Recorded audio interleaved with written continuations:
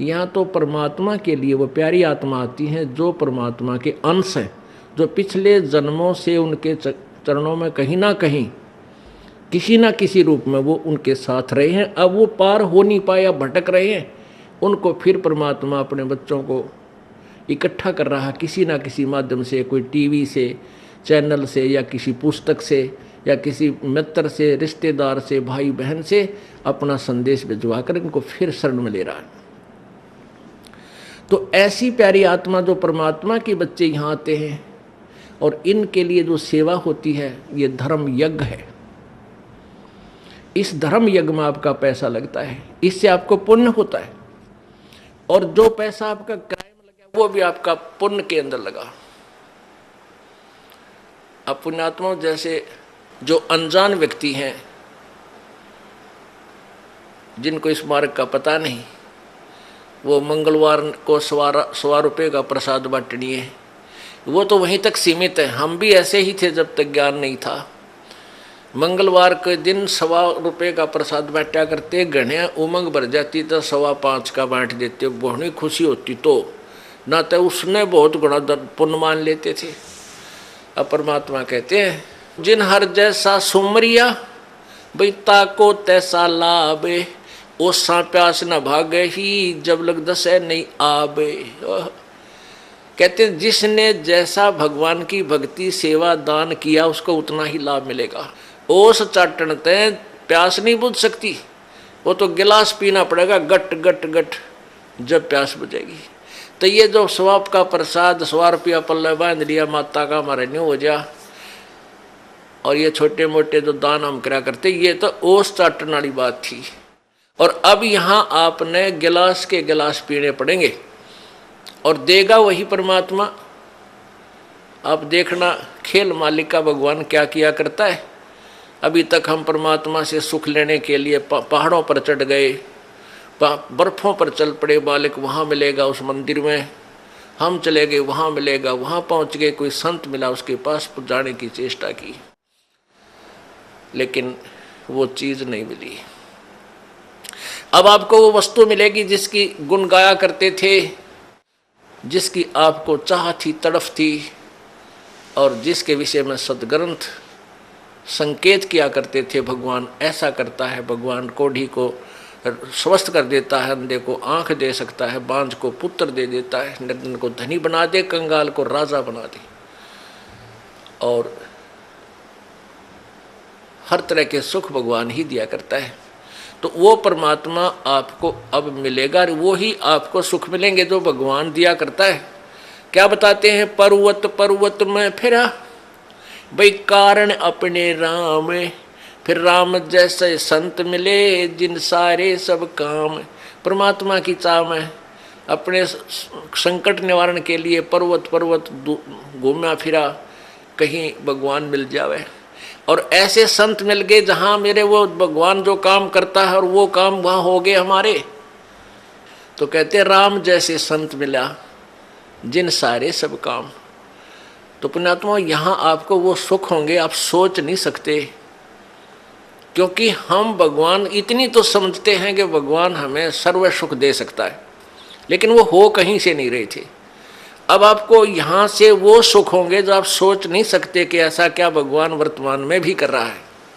तो ऐसे संत मिले तो हमें वो सुख हुए।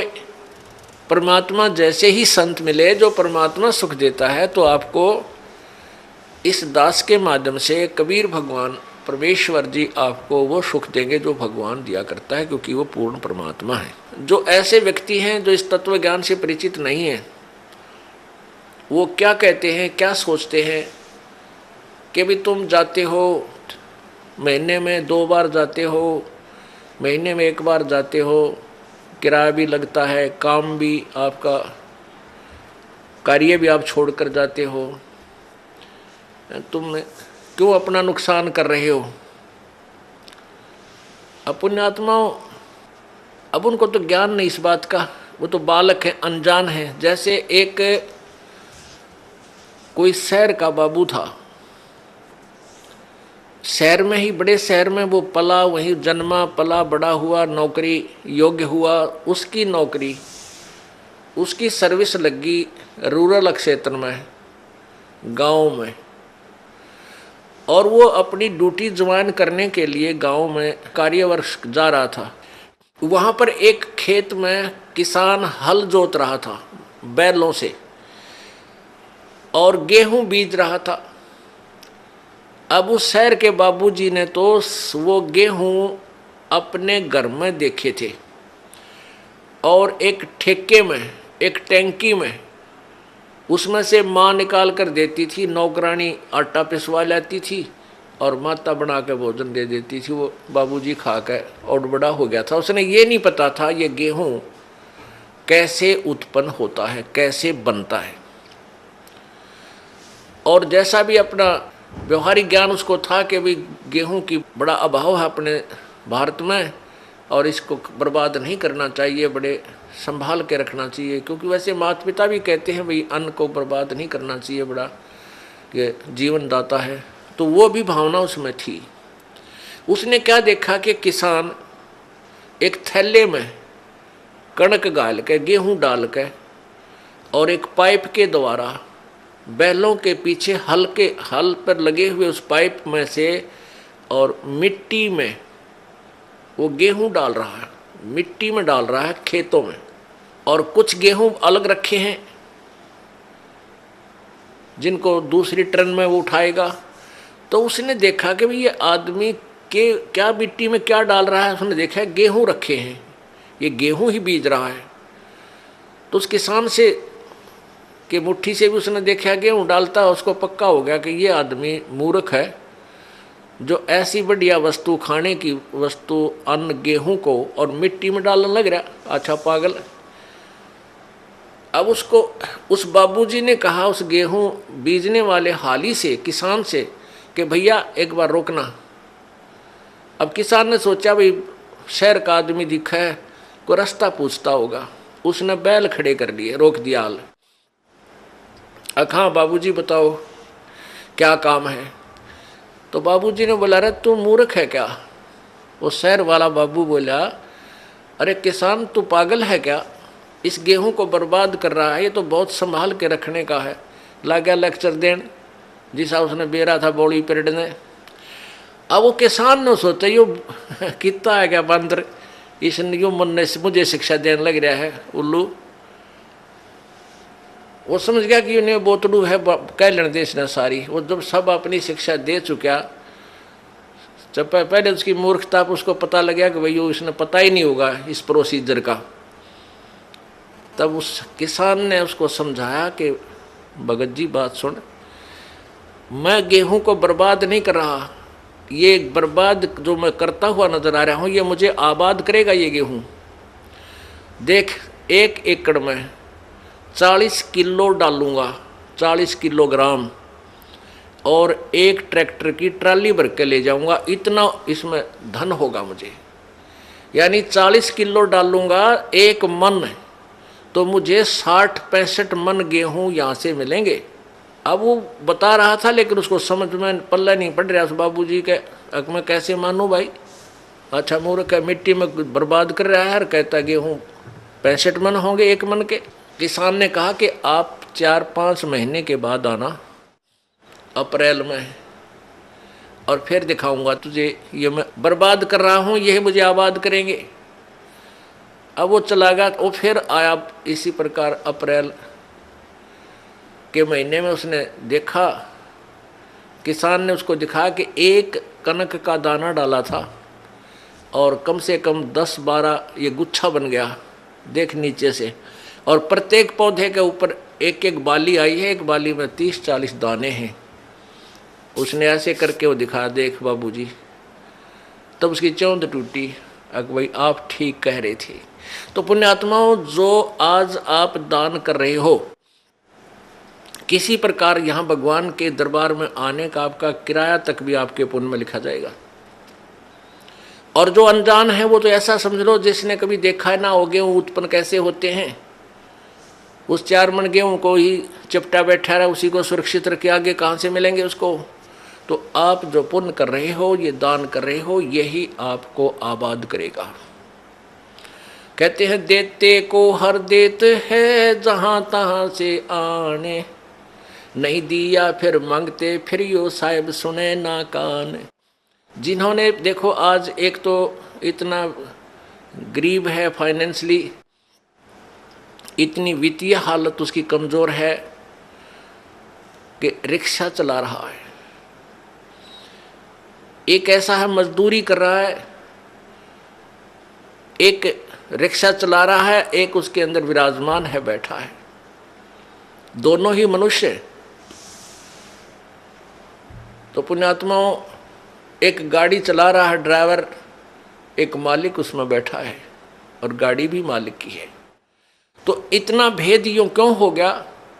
क्योंकि पिछले जन्म जन्मांतरों की जैसी भी जिनकी भक्ति शक्ति है, जितना भी जिन्होंने पुण्य किया हुआ है, वो आज आपको ज्यों का त्यों दे रखा है।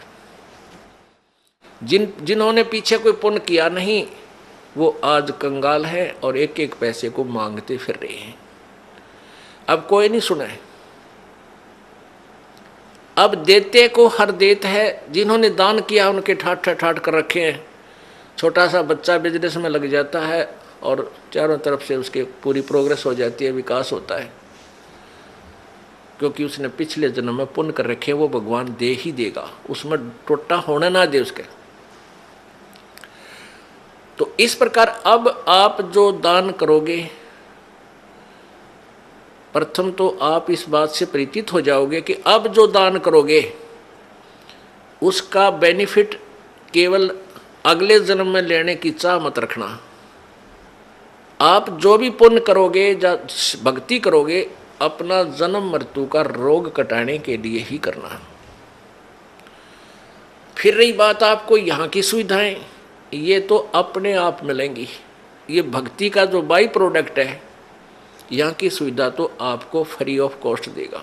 ये भक्ति की विधि ऐसी है, ये भक्ति का वो यथार्थ वे है, पूजा का साधन है, जिससे आपको यहाँ की सुविधाएं तो अपने आप मिलेंगी, मांगने की आवश्यकता नहीं पड़ेगी आपको।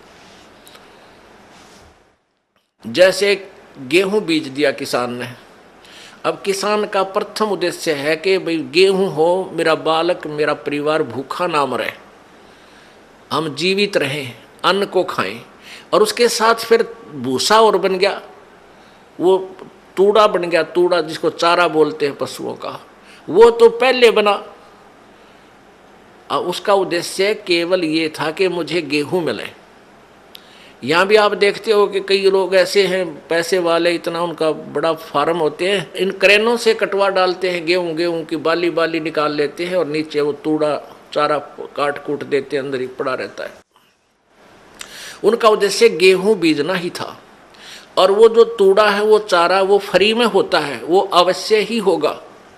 तो आप यहाँ संसारिक जो आपके ये कार कोठी और धन सुविधाएं आवश्यकता है, ये तो तूड़ा समझो इस भक्ति का, ये चारा आपको आप पे मिलेगा। और असली धन है मोक्ष। जो बाली है वो गेहूं समझो मोक्ष है। हमारा उद्देश्य मोक्ष प्राप्ति रहना चाहिए, ना कि वो चारा ही प्राप्त करना।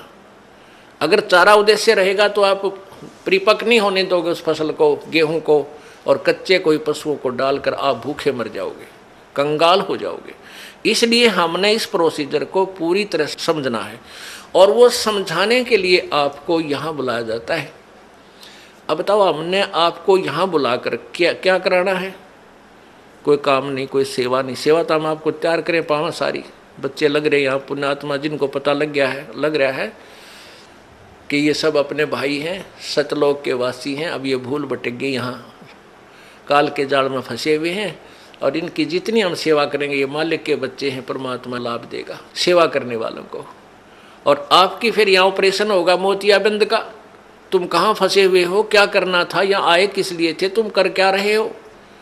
कोटि जन्म तन भर मत होगे, कुछ ना हाथ लग्या रे, कुकर शुकर खरबा बोरे, कौआ हंस बुगारे। करोड़ों जन्म हो गए तो आप जी ने यही कर्म करते हैं ना, अभी तक कुछ भी पल्ला ना पड़ा।